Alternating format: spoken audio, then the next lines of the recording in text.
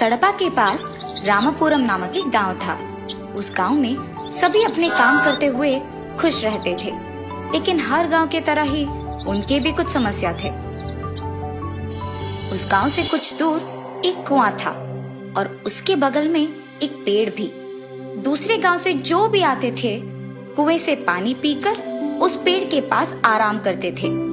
लेकिन कुछ दिनों से उस गांव के मुखिया रामाचारी ने सबसे कहा कि उस पेड़ के पास जाना मना है और खासकर अमावस्या के दिन बाहर निकलना मना है।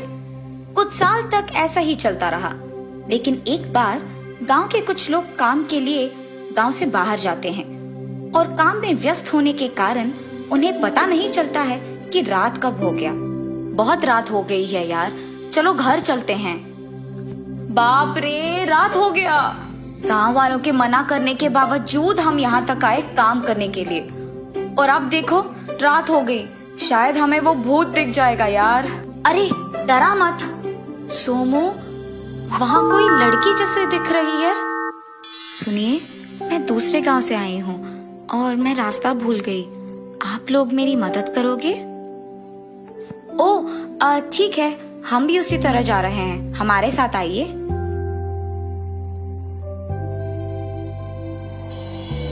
लेकिन कुएं के पास जाते ही वो लड़की एक भूत में बदल जाती है और जोर जोर से हंसने लगती है।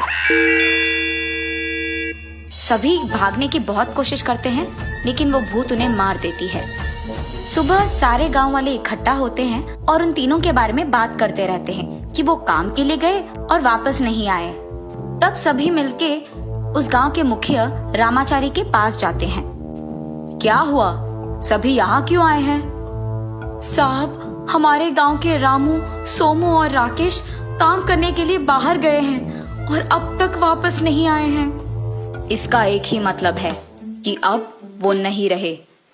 हम सबको बहुत चौकन्ना रहना होगा। गांव के सारे लोग दुखी होकर वहां से वापस घर चले जाते हैं।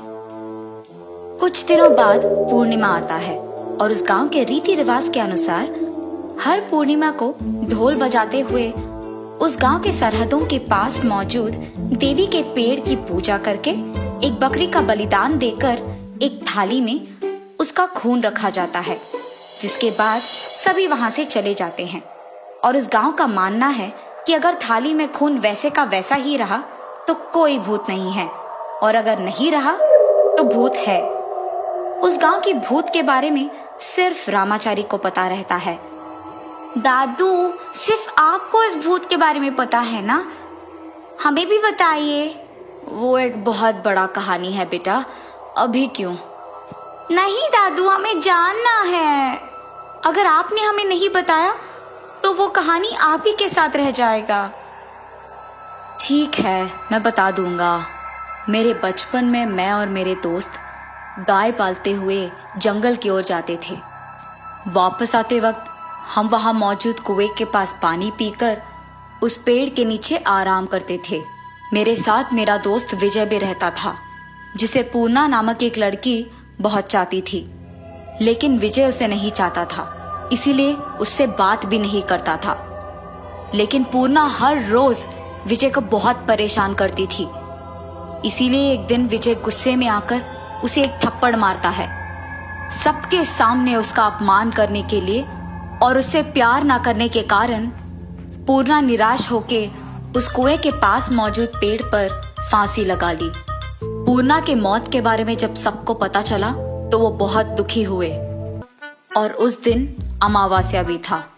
एक दिन एक आदमी काम के लिए गांव से बाहर जाता है और वापस लौट के नहीं आता है। सभी सोचते हैं कि सबका कारण विजय है और इसीलिए विजय को गांव से बाहर निकाल दिया गया। मजबूरी में विजय भी गांव से चला गया। इस सब को होकर 7 साल बीत गए और जिन लोगों को ये कहानी पता है वो अब जिंदा नहीं है, लेकिन विजय कभी वापस नहीं लौटा। वो मेरा सबसे अच्छा दोस्त था। ये था कहानी उस भूत की। सुबह होते ही सभी उनके काम करते रहते हैं जब एक स्वामी जी वहां आते हैं। स्वामी, आप कौन हैं? आप कहाँ से आए हैं? मैं एक पातिक हूँ। मेरी यात्रा में जितने भी गांव आते हैं उनकी समस्या का हल देकर ही जाता हूँ। और मुझे पता है कि इस गांव में भी एक बड़ा समस्या है, इसीलिए मैं यहाँ आया हूँ। जी स्वामी, आपने तो सच कहा, आप ही हमें समस्या से बचा सकते हैं। आप निडर होके मुझ पे बस विश्वास रखिए। स्वामी, यही है हमारे गांव के मुखिया, इनको इसकी कहानी पता है। और तब रामाचारी उस स्वामी जी को उस भूत की कहानी बताता है। उस दिन अमावस्या होने के कारण सभी उनके अपने घरों में रहते हैं, लेकिन स्वामी जी नहा के पूजा करके तैयार रहते हैं और रात होने के बाद कुएं के पास जाकर बैठ जाते हैं। इतनी में एक सुंदर सी औरत वहां प्रकट होती है। मुझे दूसरे गांव जाना है, आप मेरी मदद करेंगे? मैं तुम्हें और तुम्हारी कहानी को बहुत अच्छी तरह से जानता हूँ। क्या पता तुम्हें? हाँ, क्या पता? ये कहते हुए वो भूत के रूप में बदल जाती है और उस स्वामी जी को मारने चलती है, पर स्वामी जी उनकी शक्तियों से उसे वहीं रोक देते हैं। तुम क्या चाहती हो? मुझे बताओ, मैं तुम्हारा अधूरा ख्वाहिश पूरा करूंगा। मेरे प्यार को ठुकराए उस विजय को मारना ही मेरा ख्वाहिश है। ठीक है, तो अगर मैं विजय को तुम्हारे आंखों के सामने मार दूं, तो तुम इस गांव को और उनके लोगों को छोड़कर चली जाओगी? हाँ, चली जाऊंगी। ठीक है। तब स्वामी जी गांव के लोगों को जो कुछ भी हुआ बताते हैं। आप लोगों को फिक्र करने की कोई जरूरत नहीं है, मेरे पास इस समस्या का हल है। आने वाले अमावस्या तक आप सबको एक बिजूका तैयार रखना होगा और उसे ठीक विजय की तरह दिखना होगा। ऐसे कुछ दिन बीत जाते हैं और अमावस्या आता है। उस रात को सभी देवी की पूजा करके तैयार रहते हैं। सबसे पहले उस पेड़ के पास स्वामी जी जाते हैं। आओ आओ, तुम्हारा ही इंतजार है। कहाँ है विजय?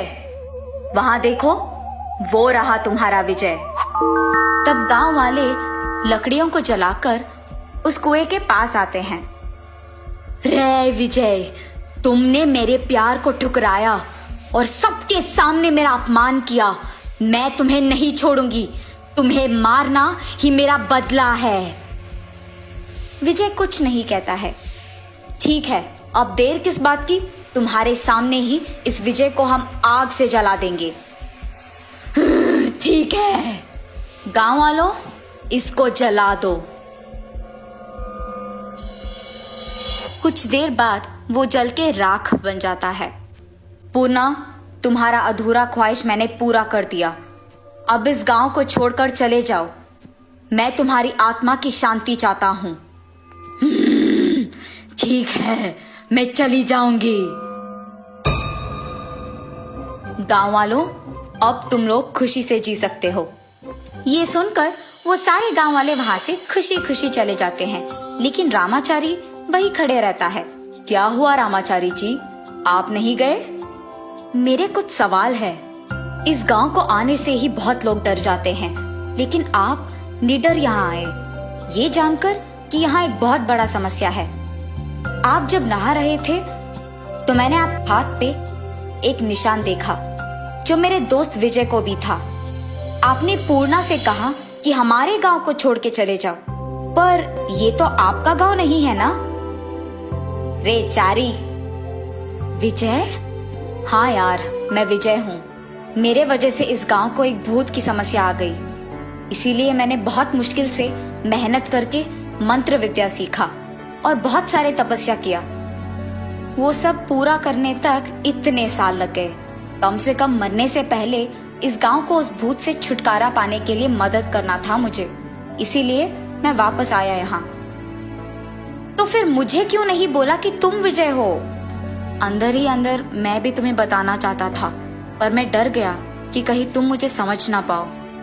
तब दोनों दोस्त गले मिलते हैं और जब उसके बाद पूर्णिमा आता है तो सभी उस गांव के सरहदों में मौजूद उस पेड़ की पूजा करके, बकरी का बलिदान करके एक थाली में उसका खून रखते हैं। जब आकर वापस देखते हैं तो वो खून वैसा ही रहता है और उस गांव में सभी खुशी से जीते हैं।